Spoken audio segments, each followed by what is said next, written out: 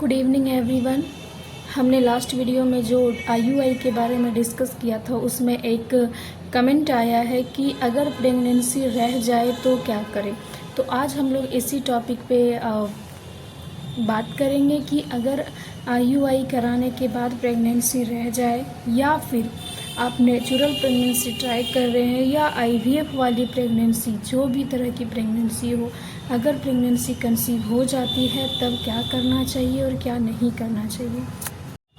तो चलिए फिर इस वीडियो को स्टार्ट करते हैं। जनरली जैसे सभी लोग जानते हैं और जो प्रथा चलती आ रही है, सबसे पहले हम लोग डाइट के ऊपर बात करेंगे कि अगर आपको प्रेगनेंसी ठहर गई है तो क्या डाइट लेना चाहिए और क्या नहीं लेना चाहिए। प्रेगनेंसी के दौरान बहुत बार क्या होता है कि कुछ मेडिसिन के कारण या फिर बेबी जैसे जैसे ग्रो कर रहा होता है पेट के अंदर, तो पेशेंट को उस जगह पे कॉन्स्टिपेशन का प्रॉब्लम होता है। तो आपको डाइट में फाइबर फूड लेना है, हरी साग सब्जियां लेनी है, बहुत ज़्यादा तेल मसाला या फिर स्पाइसी नहीं खाना है, क्योंकि इससे आपको आगे चल कर के दिक्कत हो सकता है। ज़्यादा हेवी आपको स्पाइसी फूड नहीं खाना है, जितना हो सके सादा खाना खाइए और कम कम क्वांटिटी में खाइए। ऐसा नहीं है कि एक बार में आप बैठें और पूरा पेट भर के खा लिए। कम कम क्वांटिटी पे थोड़ा थोड़ा करके आपको खाना है, क्योंकि प्रेगनेंसी के दौरान बहुत बार बहुत लोगों को क्या होता है, वॉमिटिंग नोज़िया जिसे बोलते हैं, उसका प्रॉब्लम होता है, यानी कि उल्टी कम। तो ऐसे बहुत सारे फीमेल्स होती हैं जिसे प्रेगनेंसी के फर्स्ट 3 मंथ तक नोज़िया का प्रॉब्लम होता है, उल्टी का दिक्कत होता है। तो उस टाइम पे अगर आप थोड़ा थोड़ा डाइट लेते हैं, थोड़ा थोड़ा फूड खाते हैं तो आप इस चीज़ से बच सकते हैं। अगर आपको बहुत ज़्यादा नोज़िया हो रहा है, बहुत ज़्यादा उल्टी हो रहा है, ऐसे तो नॉर्मली दिन में 1 या 2 बार होता है तो कोई दिक्कत नहीं है, लेकिन अगर आपको अनलिमिटेड उल्टी हो रही है तो आपको हॉस्पिटल जाकर के सलाइन भी करवाने का ज़रूरत पड़ सकता है। इसलिए अगर बहुत ज़्यादा वॉमिटिंग हो रहा है, कोई चीज़ का स्मेल बर्दाश्त नहीं हो रहा है, या फिर कोई फूड जो आपके पेट के अंदर नहीं पच पा रहा है, तो आपको एक बार अपने डॉक्टर से जा कर के ज़रूर मिलना चाहिए। उसके बाद आता है रेस्ट को लेकर के। रेस्ट को लेकर के हमें क्या क्या ध्यान रखना चाहिए और क्या नहीं।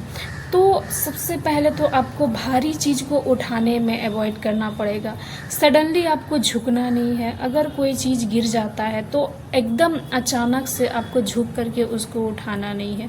सबसे पहले आपको घुटना मोड़ करके धीरे से झुक करके उस चीज़ को उठाना है। बार बार आपको सीढ़ी नहीं चढ़ना है, बार बार आपको मल्टीपल स्टेयर नहीं चढ़ना है। उसके बाद क्वेश्चन आता है ट्रैवलिंग को लेकर के। जनरली सबसे ज़्यादा जो फीमेल होती हैं वो इस चीज़ का क्वेश्चन करती है कि ट्रैवलिंग कर सकते हैं या नहीं प्रेगनेंसी के दौरान। तो नॉर्मली 10 किलोमीटर, 15 किलोमीटर, 25 किलोमीटर तक का आप ट्रैवलिंग कर सकते हैं, लेकिन उससे ज़्यादा लंबा ट्रैवलिंग का अगर आप प्लान बनाए हैं तो इसे आप 4th से 6th मंथ तक कीजिए, क्योंकि जब आपका 4 महीना स्टार्ट होता है, 4वां महीना स्टार्ट होता है, उससे लेकर के 6ठे महीने तक आप ट्रैवलिंग करें सही रहेगा।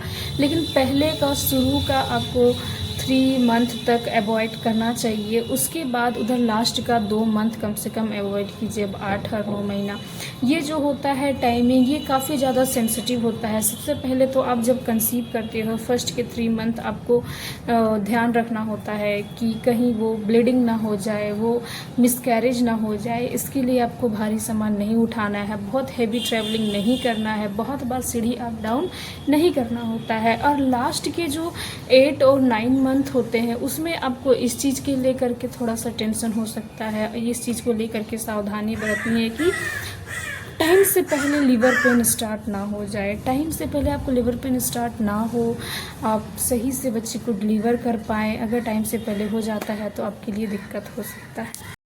उसके बाद आता है कि बेड रेस्ट करना चाहिए या नहीं।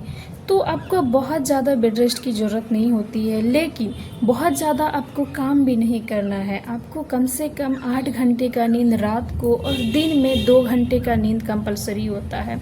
और आपको बाएं या तो दाएं पोजीशन हो करके सोना है, खास करके फ्लैट कम सोना है और आप पेट के बाहर जिसे होता है वो पोजीशन में आप ना सोएं। लेटरल पोजीशन में अगर सोते हैं लेफ़्ट या राइट तो आपके लिए बहुत बेहतर होगा।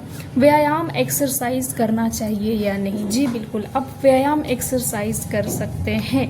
डॉक्टर जो एक्सरसाइज रेकमेंड करती है, जो आपको एडवाइस करती है, कम से कम दिन में 30 मिनट का समय निकाल करके अगर आप एक्सरसाइज करते हैं तो आपके लिए डिलीवरी के टाइम में काफ़ी ज़्यादा सुविधा हो सकती है। सिजेरियन से आप बच सकते हैं। नॉर्मल डिलीवरी होने की चांसेस ज़्यादा होती है एक्सरसाइज करने में। आपको खाने पीने का ध्यान रखना है, एक्सरसाइज वगैरह प्रॉपरली करना है, हेवी सामान नहीं उठाना है, ट्रैवलिंग से थोड़ा सा बचना है। उसके बाद कपड़े कैसे पहने, तो आपको कंफर्टेबल कपड़े पहनने हैं। ऐसा कपड़ा पहने जो आपके पेट के ऊपर, बेली एरिया के ऊपर आपको प्रेशर ना डाले।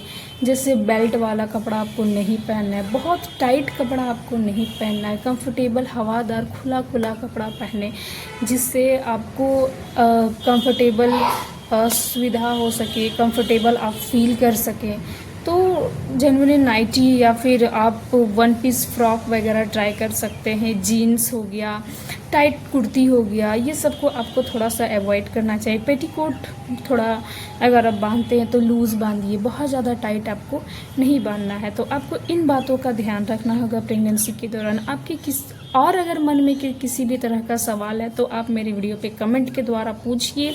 मैं आपको हर वीडियो के लिए, हर एक वीडियो पे आपको एक जवाब दूंगी। आपके हर कमेंट का मैं, आपके हर मन के सवाल का मैं जवाब देने का कोशिश करूंगी, चाहे वो कमेंट के द्वारा हो, चाहे वीडियो के द्वारा हो। अगर आपको वीडियो पसंद आती है तो मेरे चैनल को सब्सक्राइब करें, लाइक करें, कमेंट करें और शेयर करें। Thank you.